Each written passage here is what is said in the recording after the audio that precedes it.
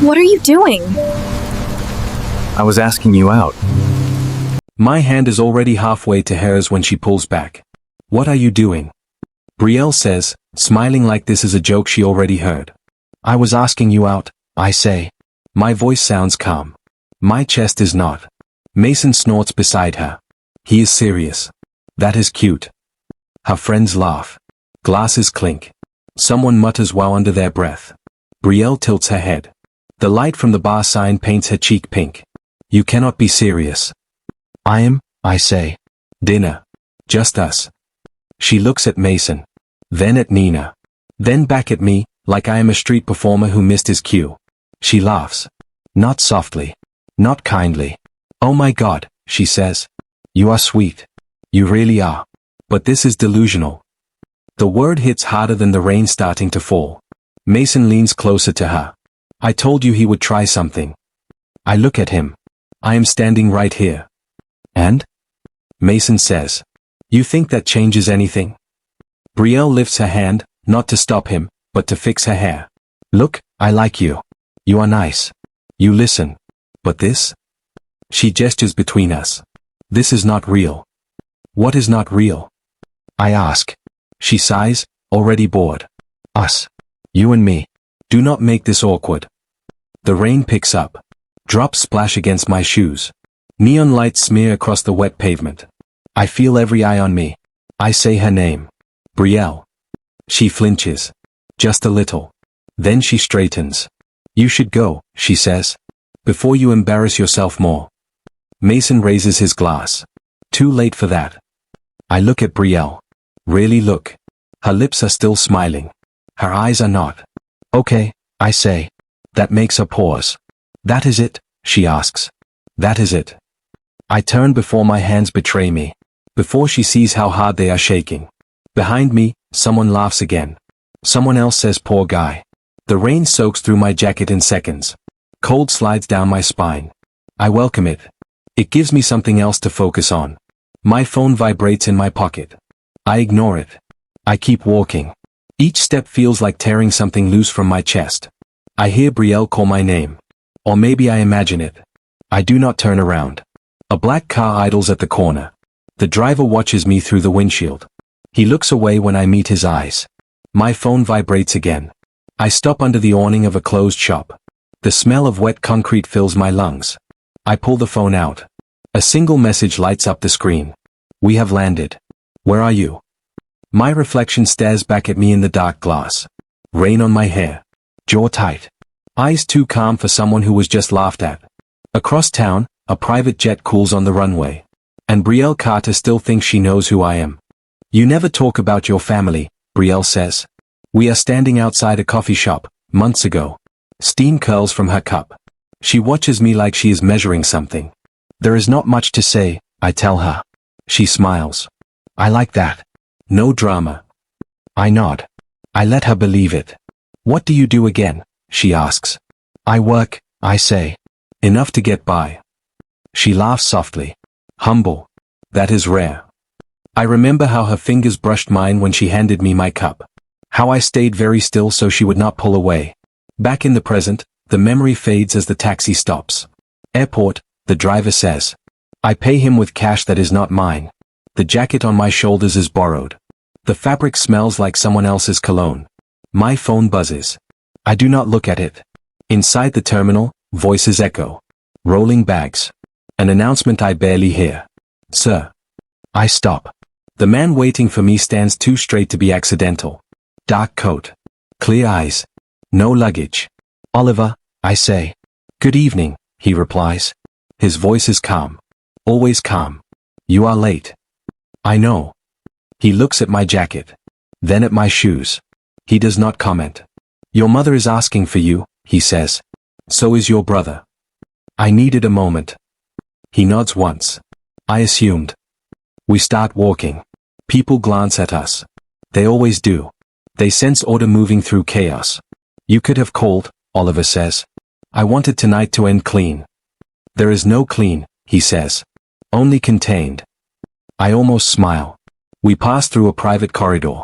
A guard opens a door without asking questions. You stayed longer than planned, Oliver continues. I met someone. I am aware. I stop. You are aware of everything. That is my job. She thinks I am ordinary, I say. Oliver looks at me. You played that role convincingly. She liked it. She liked what she saw. I exhale. Is there a difference? There always is. Through the glass ahead, I see them. Black suits. Familiar faces. The quiet gravity of people who do not wait. My brother turns first. His gaze sharpens. There you are, Julian says. You look like hell. Nice to see you too, I reply. My mother steps forward. She touches my cheek. Her hand is warm. Steady. Are you hurt? She asks. No. Good, she says. Then we can leave. I glance back toward the public terminal. Somewhere beyond those walls, Brielle is laughing with friends. Or sleeping. Or forgetting me. Oliver clears his throat. We should board. My phone vibrates in my hand before I can pocket it. Julian notices. Trouble? I look down. A message fills the screen. We need to talk. It is from Brielle. My mother watches my face. Who is that? I lock the phone. Someone, I say. The jet waits outside. Lights on. Door open. And for the first time, I do not know which life I am walking into. You hate airports, Julian says. I hate waiting, I reply. We are already waiting. The lounge smells like citrus and leather. Soft music hums under quiet conversations. I sit back and stare at the ceiling like it might explain how I got here so fast. You are quiet, my mother says. I am fine. She does not accept that. She never has. You always say that when you are not.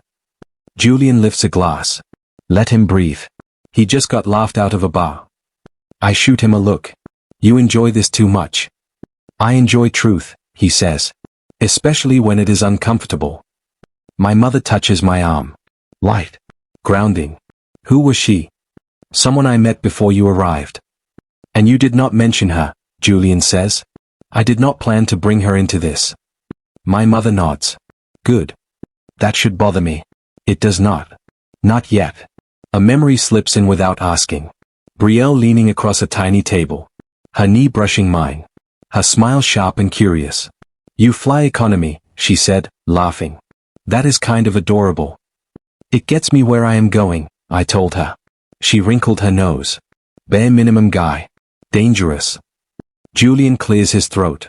You are drifting. I blink. Sorry. My mother stands. It is time. We follow her through a glass corridor. The air shifts. Fewer voices. Heavier steps. People move aside without being told. The private terminal opens like a secret. Clean. Quiet. Controlled. My mother stops in front of me. She pulls me into a hug. Firm. Possessive. You lost weight, she says. I was busy. She pulls back and studies my face. You look tired. I am. She smooths my collar. That ends tonight.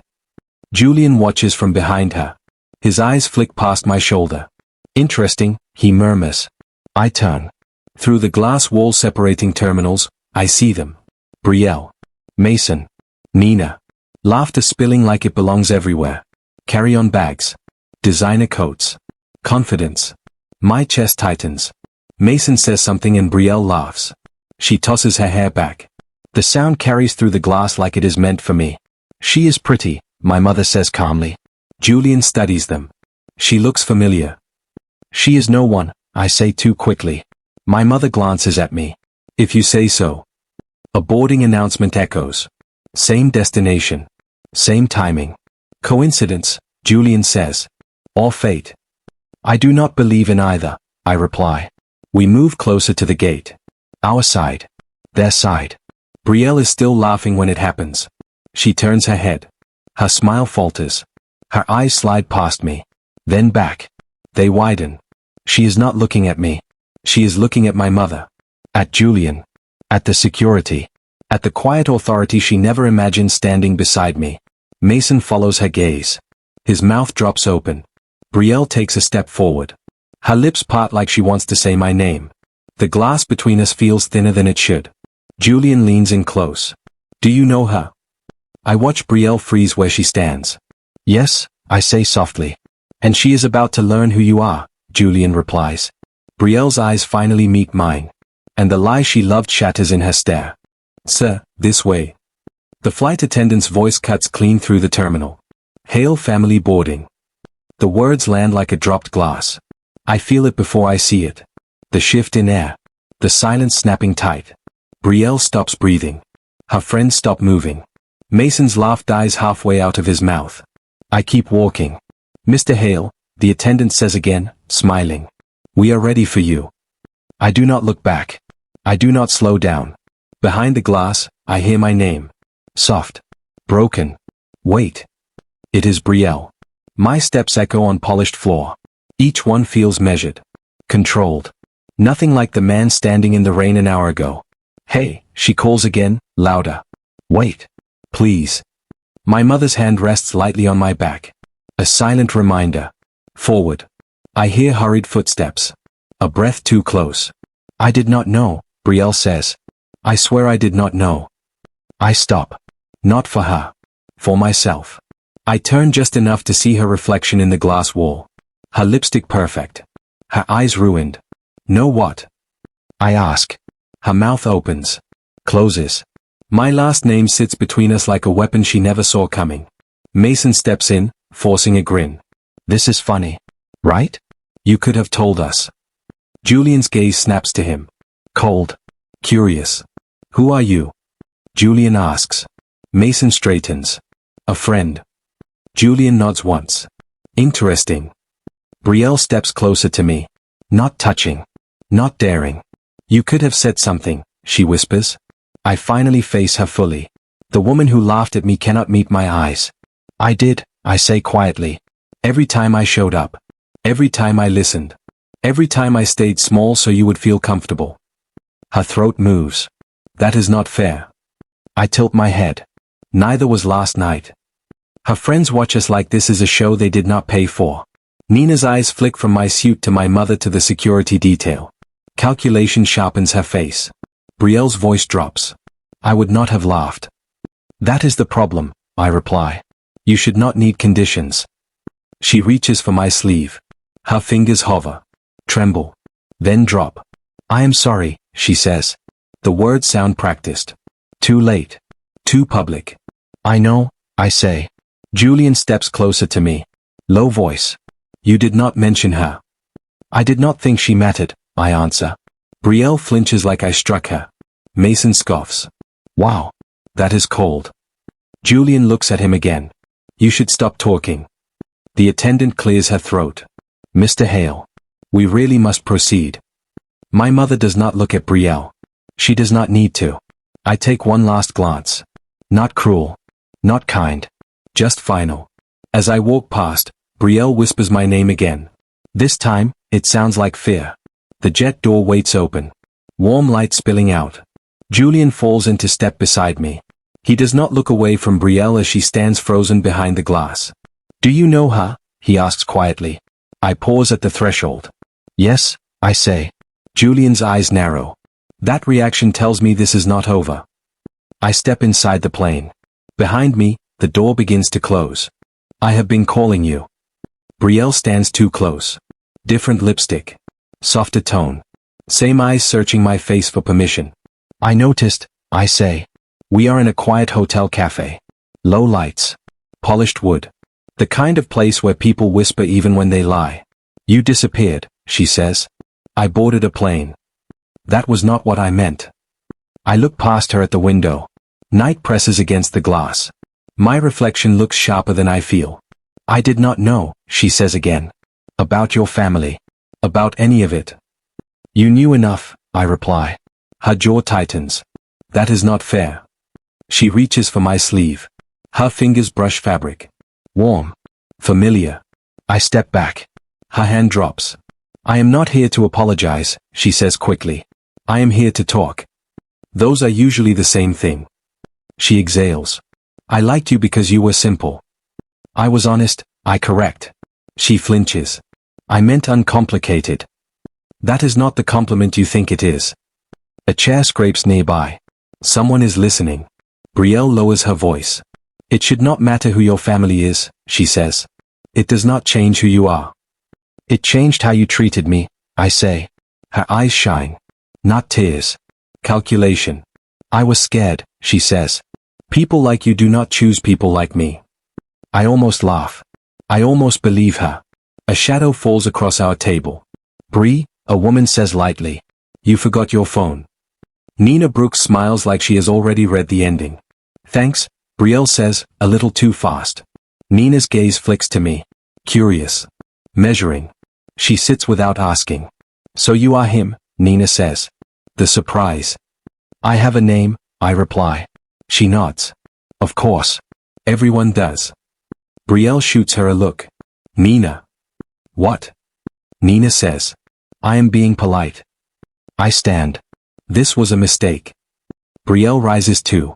Please. Just listen. Her hand catches my wrist. This time she holds on. I would not have laughed if I knew, she says. I look down at her fingers. Then back at her face. That is why it matters, I say. I gently pull free. Her shoulders slump. For a second, the mask slips. I miss you, she whispers. Nina watches us like this is data. I have to go, I say. Outside, the night air is cool. It clears my head. My phone buzzes before I reach the car. One message. Then another. Then 10.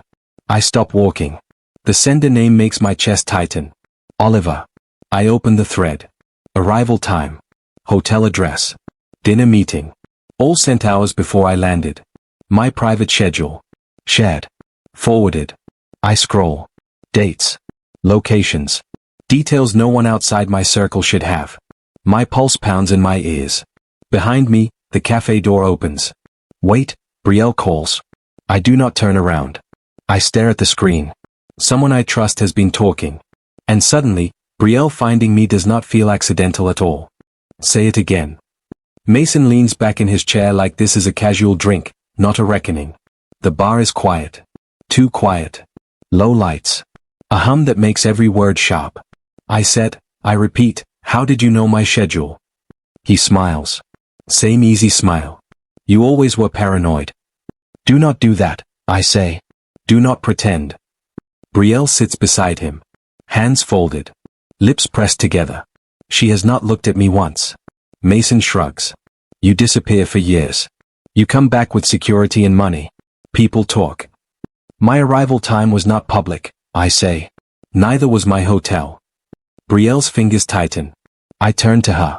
Did you tell him? She lifts her head. Her eyes flick to Mason. Then away. No, she says. Too fast. Mason chuckles. Relax. She did not sell you out. She is not that smart. Brielle flinches. I step closer to him. Then explain this. I slide my phone across the table. He glances down.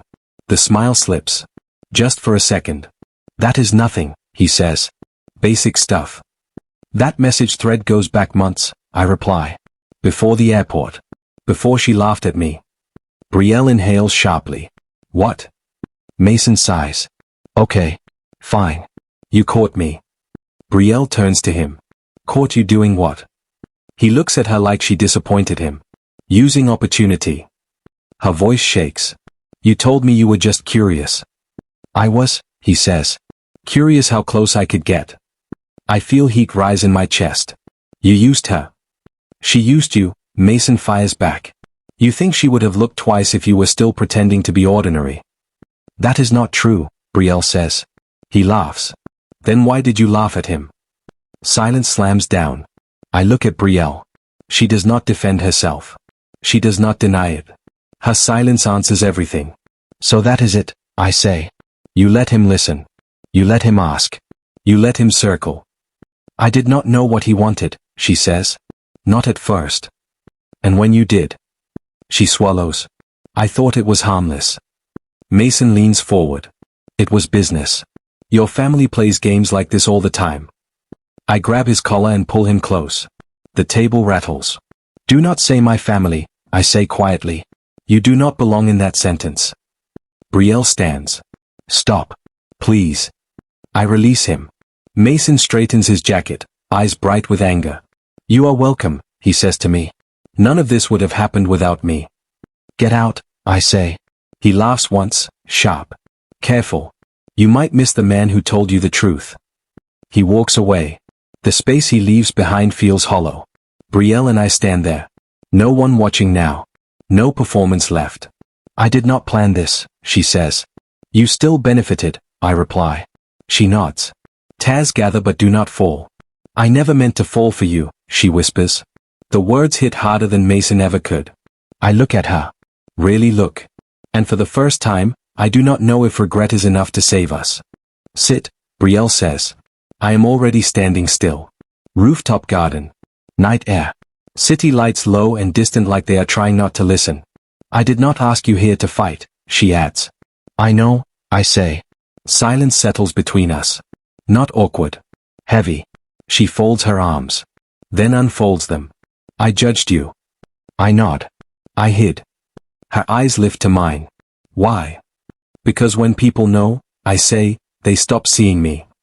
She steps closer. I saw you. I almost laugh. You saw what I let you. She swallows. That night. When I laughed. I hated myself for it. I hated you, I reply. She winces. Fair. We stand close enough that I can smell her perfume. Soft. Familiar. My chest tightens. I like that you were simple, she says. I thought it meant you were safe.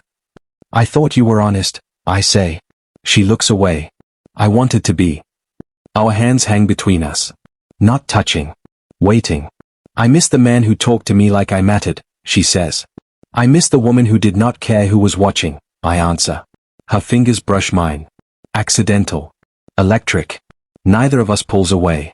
For 1 second, she says quietly, can we pretend none of this happened? I close my eyes. My mother's voice cuts through memory. Calm. Precise. Some people love what you represent, not who you are. I open my eyes. Brielle is watching me. Hope and fear tangled together. I cannot pretend, I say. She nods. I knew you would say that. Footsteps approach. Measured. Familiar. My mother stops a few steps away. She does not interrupt. She observes. Brielle, she says politely. Brielle straightens. Mrs. Hale. Margaret, my mother replies. I will be brief. Brielle waits. You are intelligent, my mother continues. And ambitious. Brielle says nothing. That combination attracts attention, Margaret says. And offers. Brielle's breath catches. I warned my son, my mother adds. Not to confuse affection with alignment. Brielle looks at me. I never meant to hurt him. I believe that, my mother says. Intent does not erase consequence. She turns to me. We should go. My phone vibrates in my pocket before I can answer. Once. Twice. I glance at the screen. A forwarded file. Screenshots. My stomach drops. Dates. Amounts. Messages. An offer. Clear. Calculated. Access for compensation. Sent to Brielle. I look up. Her face drains of color. You were offered something, I say softly. She shakes her head. I did not take it. But you did not tell me, I reply. Her eyes fill. I was afraid. My mother watches us like a chessboard mid-game. I step back. The space between us widens. For a moment, I say, I thought this was real. Brielle reaches for me. Stops herself. It was, she whispers. At least for me. I look at the proof glowing in my hand. And I realize almost is the cruelest word of all. Sit, Brielle says. I am already standing still. Rooftop garden. Night air. City lights low and distant like they are trying not to listen. I did not ask you here to fight, she adds. I know, I say. Silence settles between us. Not awkward. Heavy. She folds her arms. Then unfolds them. I judged you. I nod. I hid. Her eyes lift to mine. Why? Because when people know, I say, they stop seeing me. She steps closer. I saw you. I almost laugh. You saw what I let you. She swallows. That night. When I laughed. I hated myself for it. I hated you, I reply. She winces. Fair. We stand close enough that I can smell her perfume. Soft. Familiar. My chest tightens. I like that you were simple, she says. I thought it meant you were safe. I thought you were honest, I say. She looks away. I wanted to be. Our hands hang between us. Not touching. Waiting. I miss the man who talked to me like I mattered, she says. I miss the woman who did not care who was watching, I answer. Her fingers brush mine. Accidental. Electric. Neither of us pulls away. For 1 second, she says quietly, can we pretend none of this happened? I close my eyes. My mother's voice cuts through memory. Calm. Precise. Some people love what you represent, not who you are. I open my eyes. Brielle is watching me. Hope and fear tangled together. I cannot pretend, I say. She nods. I knew you would say that. Footsteps approach. Measured. Familiar. My mother stops a few steps away. She does not interrupt. She observes. Brielle, she says politely. Brielle straightens. Mrs. Hale. Margaret, my mother replies. I will be brief. Brielle waits. You are intelligent, my mother continues. And ambitious. Brielle says nothing.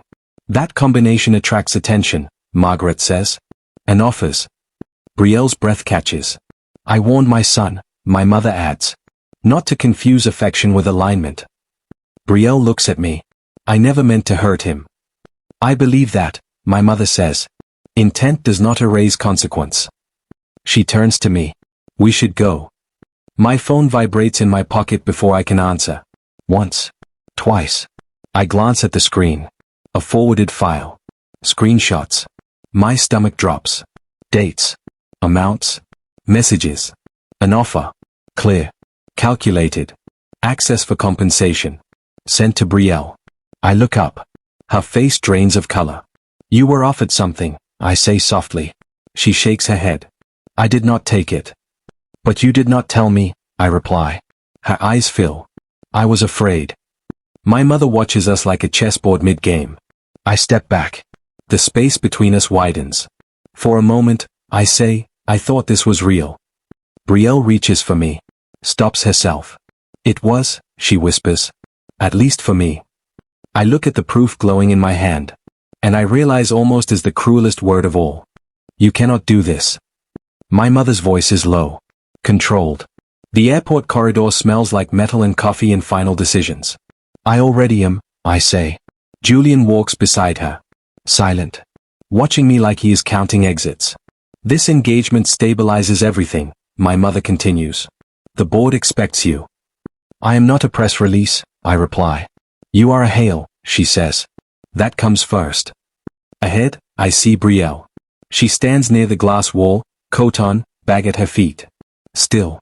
Like she decided to stop running and let the truth pass her by. Brielle, I call. She turns slowly. Her eyes find mine and harden. You should not be here. I know. She exhales. Then why are you? I glance back. My mother stops a few steps away. She does not follow. She trusts pressure more than force. I need to talk to you, I say. There is nothing left, Brielle replies. You made your choice. I did not, I say. They made it for me. She folds her arms. That is the same thing. I step closer. The hum of the airport fades. No crowd. No laughter. Just us and everything we never said. I did not accept the engagement, I tell her.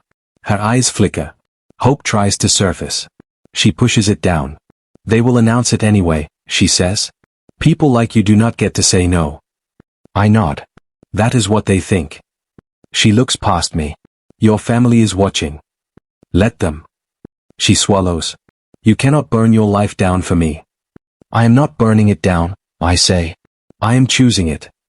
She shakes her head. You barely know me. I know how you looked when you thought I was nothing, I say. And how you looked when you thought you ruined everything. Both were real. Her voice drops. This will cost you. I know.